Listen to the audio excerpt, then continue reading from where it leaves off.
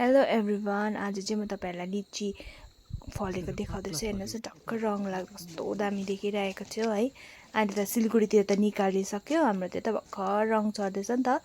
यो चाहिँ हाम्रो घरदेखि अलिक माथि घरमा हो। सो लिची फल्दैछ। यताको लिची त साह्रै गुलियो पनि हुँदैन, अनुसार साइज पनि ठुलो हुँदैन। सायद अलिक गरममै मात्रै राम्रो हुने रहेछ भनेर चाहिँ लाग्यो। तर पनि हेर्नु न कस्तो दामी पाक्दैछ, रङ चढ्दैछ मजाले। अब चाहिँ हेर्नुहोस् न, यो आँपहरू हामीले तल सिलगढीबाट ल्याएर पनि खाइसक्यो। हाम्रोतिर त भर्खर यत्रो यत्रो हुँदैछ है। आँपहरू चाहिँ यी सानो छ हो, पाकेकै छैन, काँचै छ, भर्खर हुँदैछ। सिलगढीतिर चाहिँ खै केमिकलले हो कि के हो, सबै पाकिसकेको छ।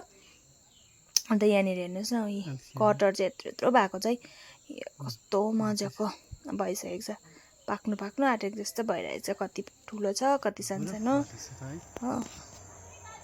अन्त यहाँनिर पनि छ आँप, हेर्नुहोस्।